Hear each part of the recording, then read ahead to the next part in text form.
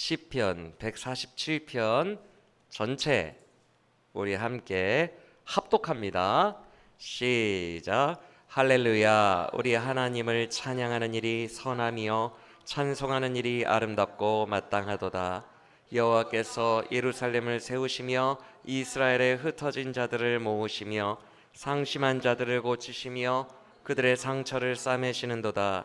그가 별들의 수요를 세시고 그것들을 다 이름대로 부르시는도다. 우리 주는 위대하시며 능력이 많으시며 그의 지혜가 무궁하시도다. 여호와께서 겸손한 자들은 붙드시고 악인들은 땅에 엎드러뜨리시는도다. 감사함으로 여호와께 노래하며 수금으로 하나님께 찬양할지어다. 그가 구름으로 하늘을 덮으시며 땅을 위하여 비를 준비하시며 산에 풀이 자라게 하시며 들짐승과 우는 까마귀 새끼에게 먹을 것을 주시는도다. 여호와는 말에 힘이 세다 하여 기뻐하지 아니하시며 사람의 다리가 억세다 하여 기뻐하지 아니하시고 여호와는 자기를 경외하는 자들과 그의 인자하심을 바라는 자들을 기뻐하시는도다. 예루살렘아 여호와를 찬송할지어다.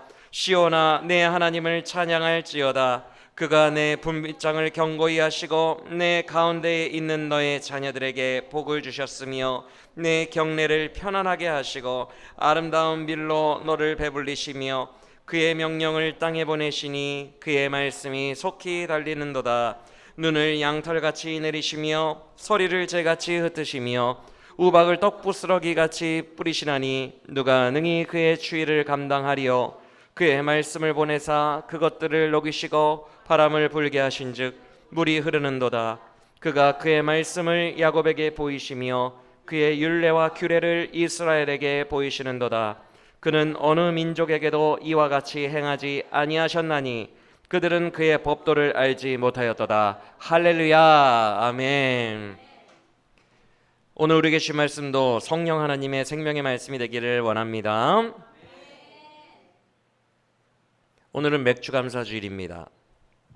그래서 마태복음 강해가 아니라 감사절에 적합한 시편 말씀으로 은혜를 나눠보려고 합니다. 우리가 아까도 찬양했지만 요새 우리 교회에서도 자주 들을 수 있는 비준비하시니라는 찬양이 이 시편을 인용하고 있어요. 그래서 그 찬양 때문에 이 시편이 더 유명해진 것 같아요. 그래서 오늘은 비준비하시니 이 찬양이 인용한 147편 살펴보며 주를 노래하고 찬양하는 시간을 가져보면 좋겠어요. 특히 오늘 이 시편이 감사절 교동문에도 들어가 있던 거 기억하셨죠? 참 감사절에 적합한 시편인 것 같습니다. 성경을 한번 보세요. 오늘 우리가 살펴볼 본문이 147편인데 그 위에 146편부터 마지막 150편까지 5편에는 공통된 특징이 하나 있어요. 그건 바로 이 5편의 시편이 할렐루야로 시작해서 할렐루야로 끝난다는 것입니다. 한번 볼까요? 146편 첫 단어와 마지막 단어 할렐루야 맞습니까? 그리고 우리가 오늘 볼 147편 역시 할렐루야 맞죠? 148편과 9편과 150편 마지막까지 한번 보세요.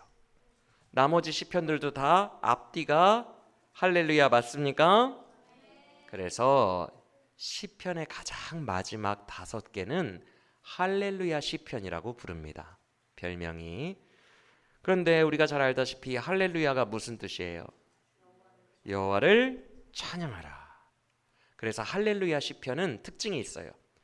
주의 백성들에게 여호와를 찬양하라고 권면을 하는 동시에 왜 찬양해야 하는지 그 이유까지도 설명을 해줍니다. 그게 할렐루야 시편의 특징이에요. 그래서 찬양할 이유를 말씀하시며 너희가 지금 찬양해야 된다라고 우리를 격려하고 계신 것이죠.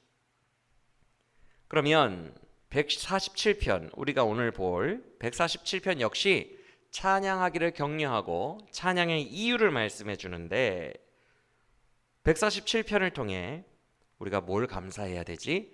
그 감사의 근거를 함께 살펴보길 원합니다. 준비되셨습니까? 먼저 147편 묵상하기 전에 이 시는 언제 쓰여진 거야? 이 배경을 간단히 아는 게 중요해요. 이 시는 에스라 느헤미야 시대 때 쓰여졌어요. 더 정확하게 말하면 이스라엘이 다 멸망해버리고 포로기를 지났다가 포로들이 귀환해서 성전을 건축하고 그 다음에 느헤미야가 와서 예루살렘 성벽 둘레를 완공한 이후에 쓴 시편이에요. 역사적으로 지금 정리가 되시는 줄 믿습니다. 즉 포로기 때 써진 시편인데 성벽 건축이 완공된 후에 노래하는 시편이에요.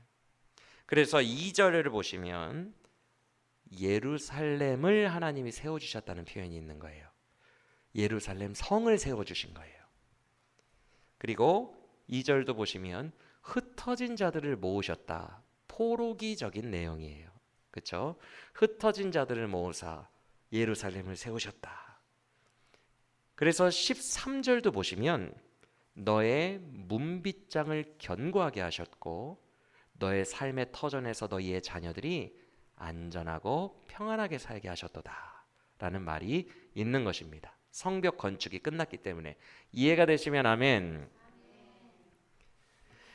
여러분, 그러면 이 느헤미야 시대를 한번 기억해 보세요. 우리가 어느 정도 알고 있죠? 그 시대를 살았던 사람들이 얼마나 힘겨웠어요. 우리 그 역사를 기억해 봅시다. 일단 포로기를 경험해요. 하나님이 안 계신 것만 같은 포로기예요. 그러니까 그 포로기 때 다니엘이 하나님을 향해 굽히지 아니하고 뜻을 정하여 행동한 게 위대한 거예요. 그 믿음이. 왜냐하면 하나님을 다 배신했거든요. 왜? 어차피 우리는 멸망했고 하나님이 우리를 버렸다라고 생각했거나 하나님이 안 계시다라고 생각했기 때문에 포로기 때 믿음을 지키는 것은 너무너무 어려웠어요. 믿음 지켜서 뭐해? 하나님 없는데. 이렇게 생각했어요. 근데 다니엘과 세 친구 에스더와 모르드게 이런 포로기를 살았던 믿음의 사람들이 그래서 위대한 거예요. 근데 포로기는 그렇게 힘든 때였어요. 하나님이 안 느껴져요. 그렇게 몇 년을 살았어요? 포로기로 70년을 지냈죠. 그렇죠? 그 70년이 찬 뒤에 예루살렘으로 포로들 중에 일부가 귀환을 합니다. 왜 귀환해요? 하나님을 예배하는 나의 영적 정체성을 찾으려고 귀환한 거예요. 그 사람들은. 맞습니까? 바벨론에서 우상 숭배가 가득한 타국에서 내 영이 찌들어서 사는 게 아니라 70년 만에 다시 내 영혼이 나의 하나님을 예배한다라는 마음으로 오직 그 일념 하나로 예루살렘으로 귀환한 거예요. 영의 정체성을 위해서. 맞습니까? 그런데 고생길을 각오하고 귀환했건만 역시 고생이 열려요. 성전 건축, 예배하려면 성전이 있어야 되잖아요. 성전을 건축하는데 성전 건축이 대적자들에 의해서 중단됩니다. 무려 16년 동안. 자, 70년 포로기였어요. 70년.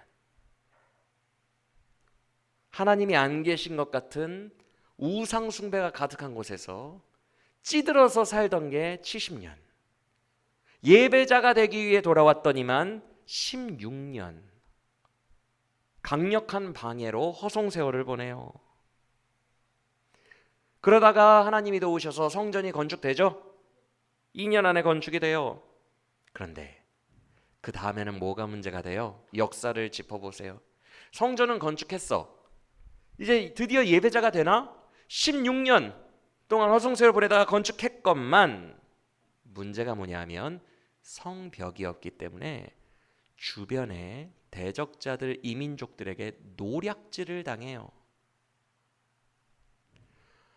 5만 명밖에 인구수가 되지 않아요. 여러분, 팔레스타인 땅은요, 이스라엘 땅은 그래도 200만, 300만 정도는 있어야 가득 차는 땅이에요. 근데 귀환민들은 고작 5만 명이에요. 그러면 그 주변에는 다른 민족들이 수십만 이상씩 있었겠죠. 그 땅을 버려두지는 않잖아요. 수십만 명씩 훨씬 거대한 이민족들이 날마다 노략질을 하고 황폐하게 하는 거예요. 그러니까 잘 들으세요. 이들이 살기 위해서 어떻게 했을 것 같아요? 처음에는 믿음으로 버티다가 이민족들이 계속 침범을 하는데 성벽이 없어요. 그들을 지켜줄. 그럼 이들이 어떻게 그들을 지킬 것 같아요? 5만 명밖에 숫자가 안 되는데. 방법은 하나밖에 없습니다. 고대 사회에. 정략 결혼이에요. 그래서 이민족들과 통혼을 하기 시작해요. 살아남기 위해. 혼혈아를 낳습니다. 실제로. 예배자가 되기 위해 교회에 왔건만, 예배자가 되기 위해 하나님께로 왔건만 16년이나 방해를 받고 겨우 예배자가 되나 했더니 이방인들이랑 결혼하고 혼혈아를 낳는 내 영의 상태가 된 거예요. 영적 정체성을 위해 왔는데 최악이 되어버린 거예요. 나 왜 예수 믿지? 나 왜 교회 오지? 내 영을 위해 왔는데 영이 더 엉망이 됐어. 살기 위해. 그러면 여러분 얼마나 좌절이 되겠어요? 영도 엉망이고 삶도 엉망이 됐어요. 뭐 하나 제대로 되는 게 없어요.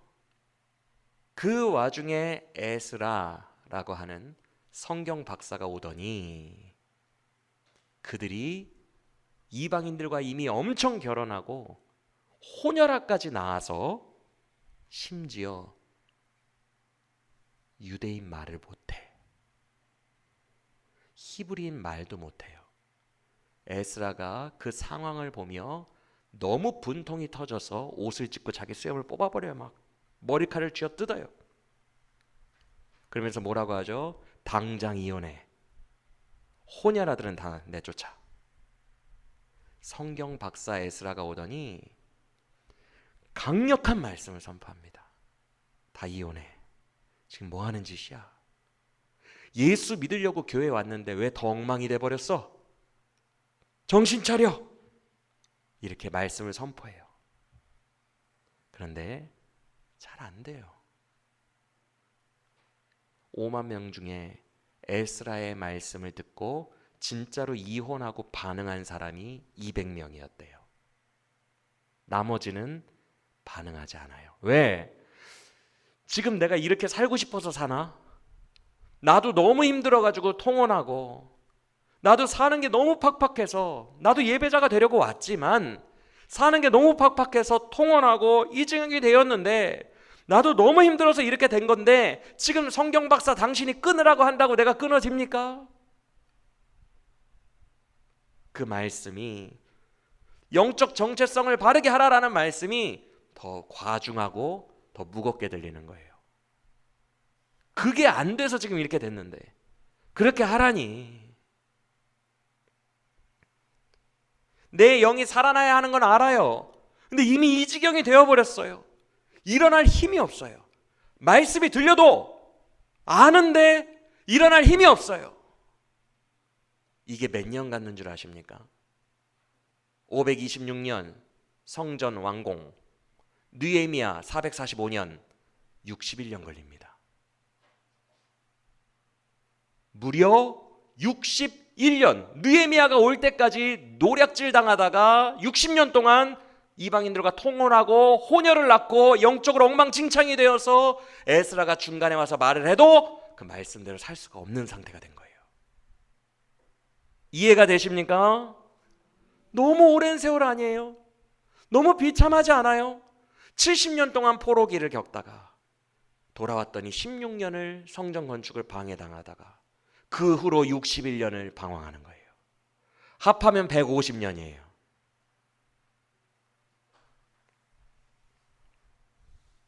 여러분 60년이면 150년이면 소망을 잃을 만하죠. 이들이 회복을 꿈꾸겠습니까? 이미 영적으로 엉망진창이 되었는데 소망을 잃어버려요. 하나님은 살아계시다면 60년째 이러지는 않아요. 하나님이 정말 살아계시다면 60년째 나를 이렇게 힘들게 하지 않아요. 나를 내버려 두지 않아요. 하나님이 살아계신지 안 살아계신지도 불분명하고 60년의 세월이 흐르며 점점 영적으로 무덤덤해져요.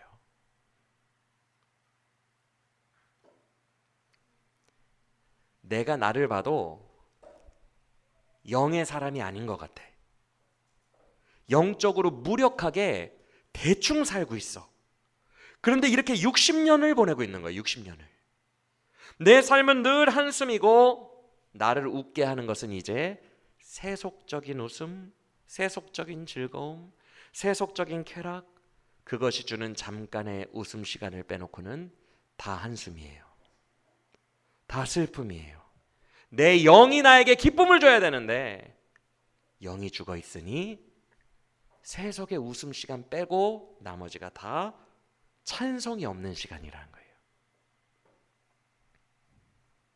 실제로 이때 예루살렘의 상황을 느헤미야의 형제들이 느헤미야에게 달려와서 보고를 하는 장면이 있거든요. 느헤미야 1장에. 그때 예루살렘의 형편이 어땠는지 제가 읽어드릴게요.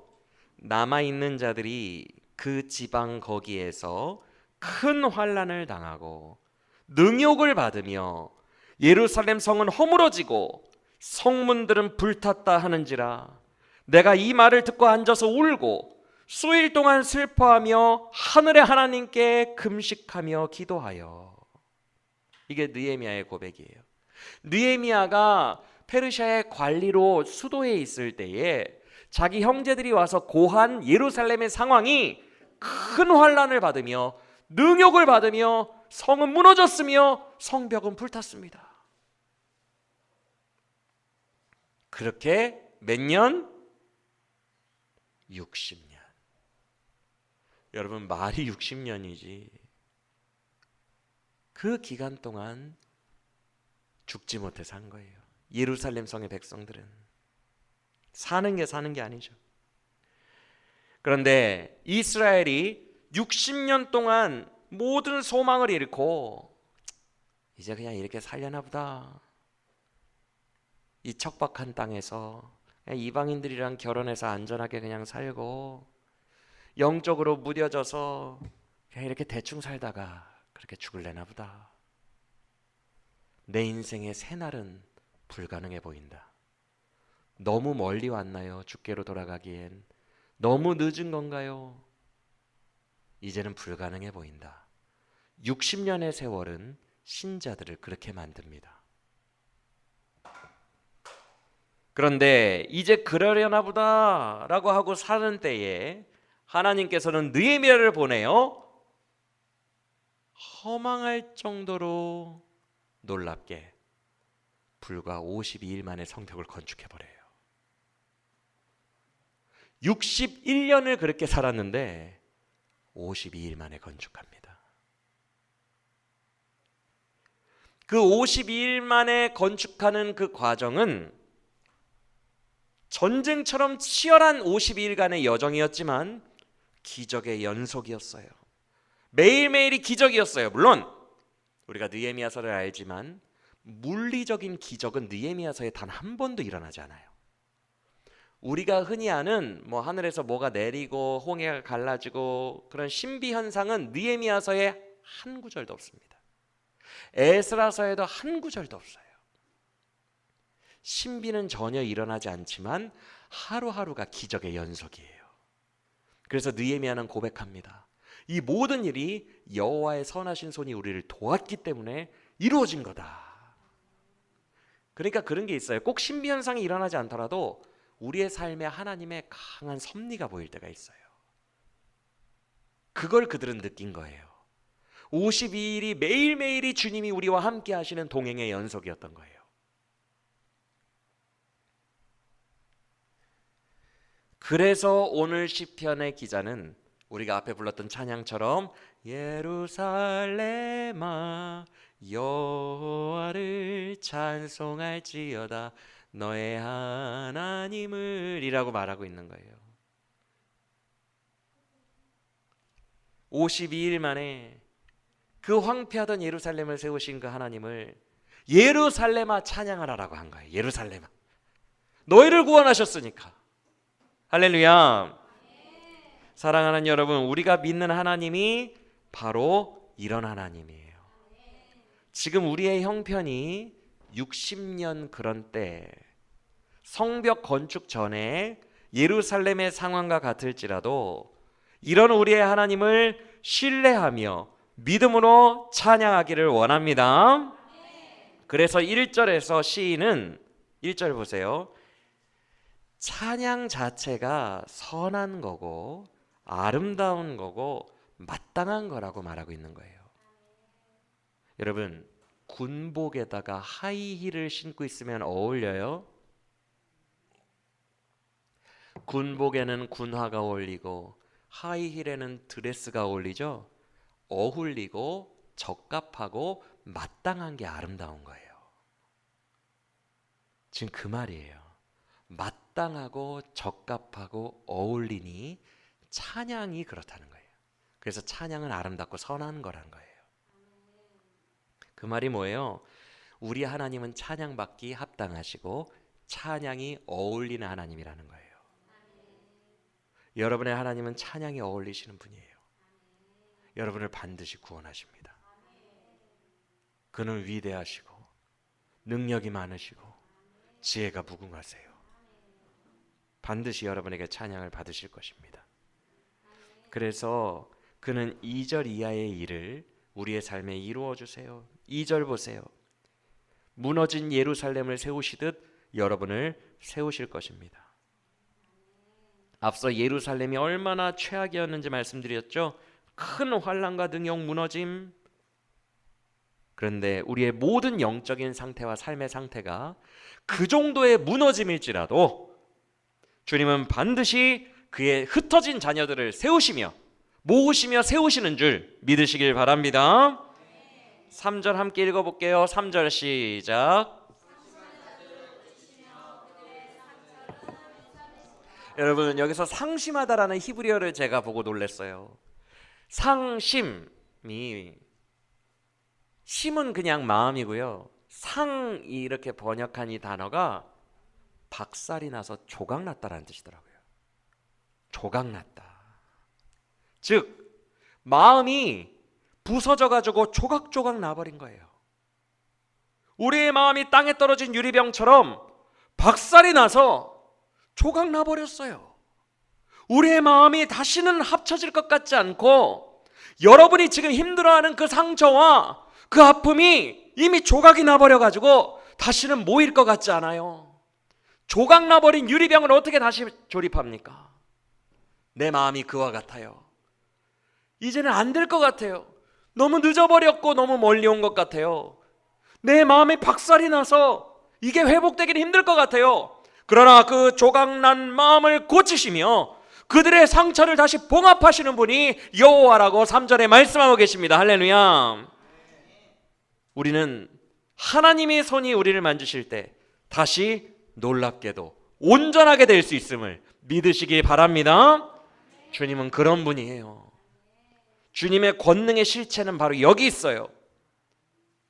주님의 권능은 저 바깥에서 산이 요동하고 바다가 뛰노는 그런 신비현상보다도 절대로 안 될 것 같았던 나의 굳은 마음과 조각나버린 영혼과 상한 심령, 이것들을 놀랍게 다시 온전케 회복시키는 것, 이것이 그 여호와 하나님의 가장 큰 권능이라는 거예요. 할렐루야. 주님의 권능은 우리를 회복시키시는 거예요. 그것이 여호와의 권능이에요. 우리의 타락한 영을 새롭게 하시고 조각나버린 심령을 강건케 하시고 절망만 가득한 마음에 소망의 꽃이 피어나게 하시는 것, 그 소망과 충만함으로 살아가게 하시는 것, 그것이 바로 우리를 향한 여호와의 진정한 권능임을 믿으시길 바랍니다. 주님은 그러실 수 있어요. 다시 우리를 건강하게 하실 수 있어요. 우리의 영과 마음을 건강하게 하실 수 있어요. 그는 여호와 라파 치유의 하나님이세요. 그는 능력이 많으십니다. 할렐루야. 그에게 불가능한 건 없어요. 우리의 영과 마음의 영역에서 유리병이 땅에 팍 부서져서 주님, 저는 회복이 불가능할 것 같아요 라는 것도 주님은 싸매십니다. 할렐루야. 주님의 권능을 믿으시길 바랍니다. 그래서 여기까지 시인이 고백하더니 시인이 도취된 것 같아요. 주님의 위대하심을 노래하고 싶어요. 나를 고치시는 하나님의 위대하심과 전능하심을 노래하고 싶었나 봐요. 그래서 4절 이하부터 우주적인 이야기를 합니다. 4절, 별들의 수요를 세시고 그 이름들을 부르신대요. 여러분, 우리 지구에 사는 인구가 60억이죠, 그렇죠? 별들의 수요를 세시고 그 이름들을 다 아신대요. 별이 뭐예요? 태양과 같은 항성이잖아요, 그렇죠? 우리 은하계에 태양 같은 항성들이 수천만 개래요. 수천만 개. 그러면 60억보다 적잖아요. 그런데 그런 은하가 또 수천만 개래요. 그러니까 곱해야 돼요. 수천만 곱하기 수천만을 곱한 게 별들의 숫자이기 때문에 억, 조, 경, 해를 넘어갑니다. 은하계가 수천만 개니까 수천만 개의 별을 담고 있는, 근데 그것의 수요를 세시고 그것에 이름을 붙이시는 하나님이에요. 여러분이 믿는 하나님이 그런 하나님이에요. 할렐루야. 그 광대하심이 형용할 수가 없어요.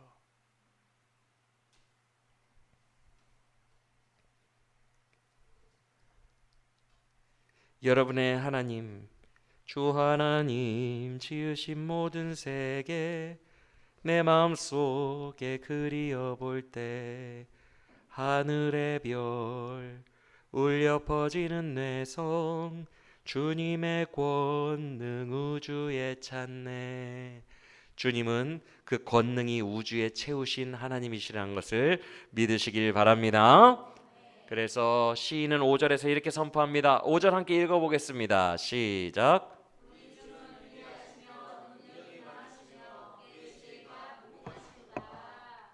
여러분의 하나님이 이렇게 강하시니, 잘 들으세요, 우리의 피폐함과 나약함을 묵상할 필요가 없어요.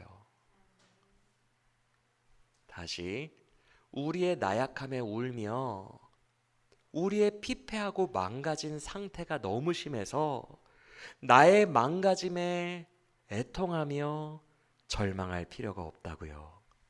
왜?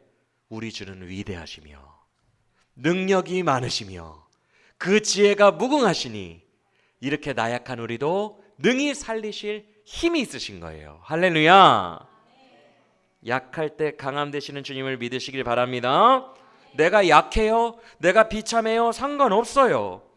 나는 모든 면에 너무나도 약하고 한계가 많지만 내가 믿고 의지하는 하나님은 위대하시며 강하시기에 능히 우리를 구원하시는 줄 믿으시길 바랍니다.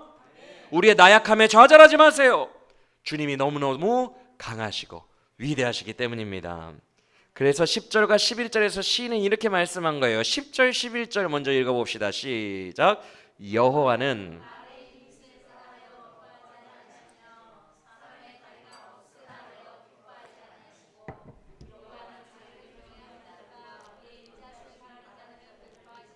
사람의 힘이 뭐 억세고 말의 힘이 억센 거 별로 상관없다는 거예요.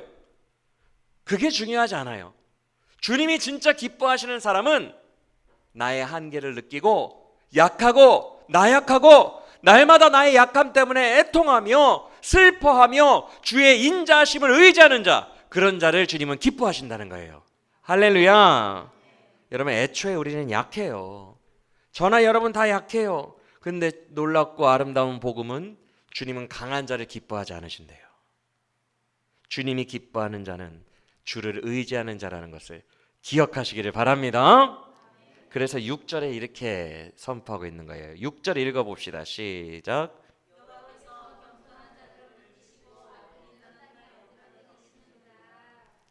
아멘. 주님께서 가난하고 겸손한 심령을 가진 자들을 붙드십니다. 믿으시길 바랍니다. 여러분, 약할 때 우리가 더 기도해야 돼요. 약할 때 주님을 더 의지해야 돼요. 우리가 우리 힘의 한계를 이미 경험했어요. 우리는 안 돼요. 그럴수록 더 주를 의지해야 돼요. 그 자체가 주님이 기뻐하시는 자들이에요. 주님은 주를 의지하는 자를 찾으십니다. 약함 속에서 좌절하고 넘어지고 끝나는 것이 아니라 그럴 때에 기도하고 더 주님을 의지하고 내가 믿고 바라는 것은 주님밖에 없습니다 라고 고백하는 자들을 오늘도 찾고 계십니다. 그 한 사람이 여러분이 되시기를 간절히 원합니다. 주님이 기뻐하는 사람이 되어야 돼요. 강한 자, 억세고 강한 자가 승리하는 것이 아니라 여호와를 의지하는 자가 승리합니다. 할렐루야. 그러니까 여러분 모든 게 은혜가 되는 거예요.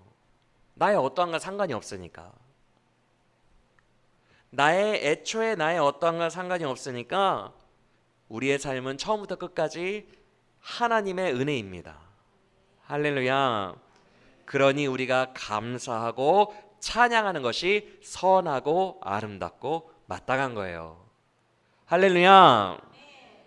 우리 함께 7절 읽어봅시다. 시작.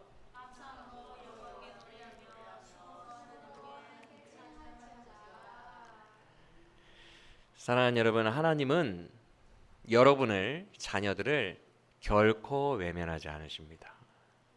결코 외면하지 않으세요. 여러분의 상실한 마음, 조각조각 깨어진 마음과 60년의 세월이 제법 길어져서 내 영혼이 상에 쓰러져 있습니까? 내 영혼이 혹독한 겨울, 혹한 길을 걸어가고 계십니까? 이 혹독한 겨울이 끝나지 않을 것만 같나요? 너무 오래 가니까 난 그냥 이렇게 살다가 죽을래나 보다, 이렇게 좌절하고 포기하는 생각이 드십니까? 내 마음에 이제는 새로운 날들도 없을 거야, 새 날은 없을 거고 이렇게 살다가 죽는 거야, 그런 것들 꿈꾸는 것 자체도 불가능해, 이렇게 생각하십니까? 60년 동안 찌들었던, 비천함 속에서 찌들었던 예루살렘처럼 그렇게 모든 좌절을 가지고 쓰러져 계십니까? 아니, 60년이 아니라 400년 동안 애굽의 노예로 지내며 노예의 정신이 뼛속까지 새겨져 있던 그 이스라엘 백성들처럼 오랜 겨울을 지나며 완전히 쓰러져 계십니까? 그런데 성경을 보세요. 성경 전체를 보세요. 주님은 단 한 번도 그 백성을 혹독한 겨울에 내버려 두신 적이 없습니다.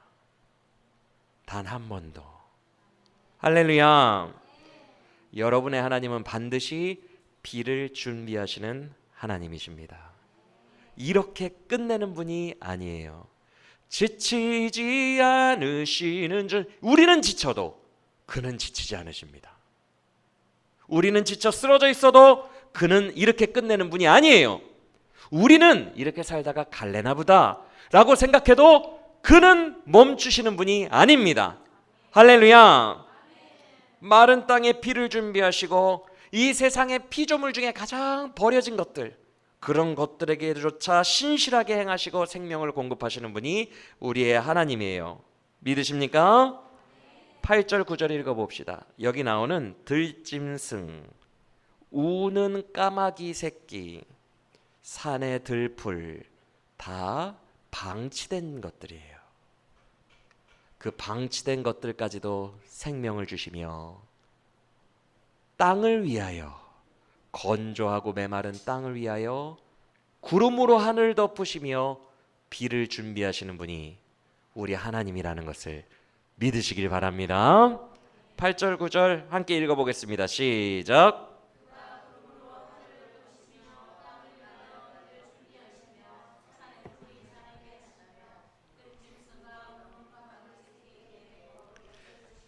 여러분, 까마귀는 시체를 파먹는 동물이기 때문에 부정한 짐승입니다. 하나님이 부정하다고 했어요. 그런데 그 울고 있는 까마귀 새끼, 배고파서 하나님도 부정하다고 하신 그 울고 부르짖고 있는 까마귀 새끼에게도 하나님은 생명을 주시는 분이에요. 할렐루야. 그런데 하물며 우리들이겠습니까? 그 부정한 까마귀 새끼에게도 생명을 주시는 하나님이 하물며 그 귀한 여러분들이 부르짖는 그 피폐한 자리에서 도우시지 아니하겠느냐는 거예요. 하나님은 여러분에게 신실하십니다. 그래서 12절을 보세요. 예루살렘아 시온아 두 번 부릅니다. 이거 언약 백성을 칭하는 단어예요. 하나님의 자녀들아 예루살렘아 시온아 여호와를 찬양하라. 하나님은 그의 백성이신 여러분에게 반드시 찬양을 받아내시는 하나님이십니다. 어떻게 해요? 구원을 행하셔서 믿으시길 바랍니다. 그가 나타나 반드시 새 일을 행하실 것입니다. 놀라운 구원이 여러분 안에 펼쳐질 것입니다. 우리가 꿈꾸지도 못했고 상상하지도 못했던 날들이 여호와로 말미암아 펼쳐질 거예요. 400년 동안 노예로 살다가 죽을래나 보나 모든 것을 포기했을 때 여호와가 모세를 통하여 움직이기 시작하십니다. 60년 동안 모든 한계를 경험하고 쓰러져 지쳐 부르짖는 까마귀 새끼와 같이 있을 때에 여호와께서 느헤미야를 통하여 움직이십니다. 그때가 하나님의 때입니다. 할렐루야. 모든 기력이 다 빠지고 모든 절망과 좌절 가운데 있을 때에 그때가 하나님은 우리를 구원하시기 시작하는 시간이에요.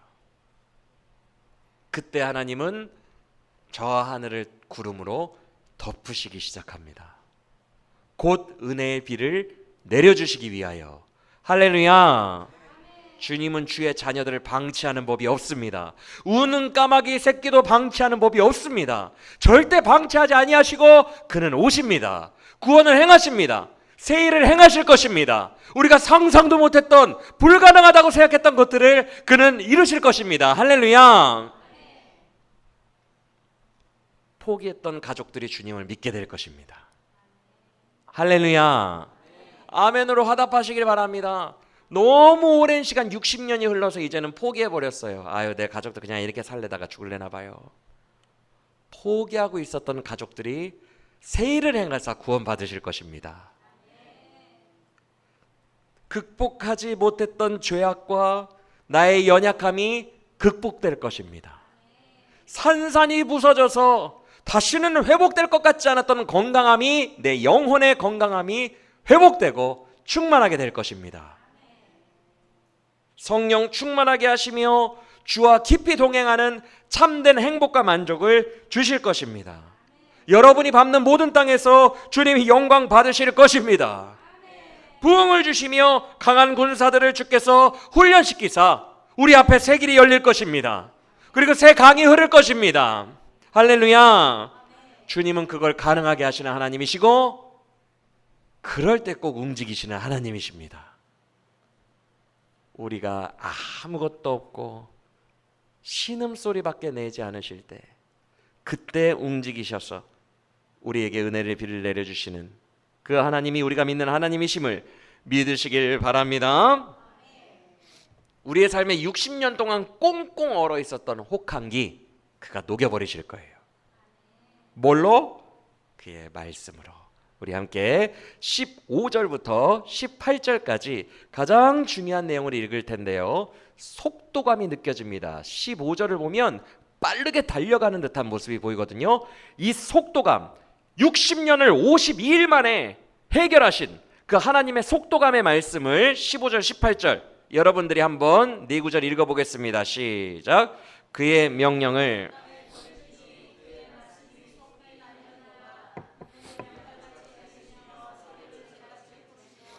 우박을 누가 능히 그의 주의를 그러나 그의 말씀을 보내사 그것들을 녹이시고 바람을 불게 하신즉 물이 흐르는도다. 할렐루야. 우리의 삶에 여러분의 삶에 지금 막 눈이 내리고 있어요. 서리가 내리고 우박이 뿌려지고 있습니까? 그냥 눈도 아니래요. 여러분 눈이 얼마나 크면 양털같이 내린대요. 엄청난 추위, 양털같이 내리는 눈, 그리고 서리가 바닥에 서리 끼면요 바람 불면 확 날리는 게 어느 수준이냐면 재가 날아가는 수준이래요. 뿌옇게. 얼마나 추워요. 바람 불 때마다 서리가 날리는 그 추운 겨울을 상상해 보세요. 그리고 우박이 내리는데 구슬만한 게 내리는 게 아니라 이따만한 빵부스러기들이 막 내리는 거예요. 우박으로.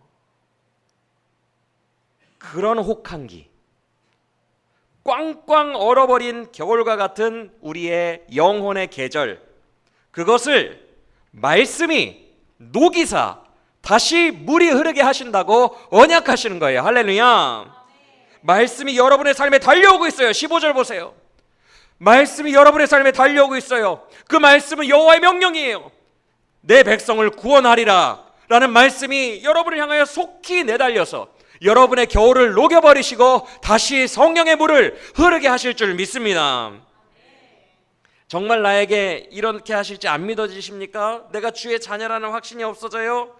여러분은 오늘 이 순간 주의 자녀입니다. 어떻게 확신해요? 마지막 두 구절 19절과 20절 읽어보겠습니다. 19절과 20절 시작.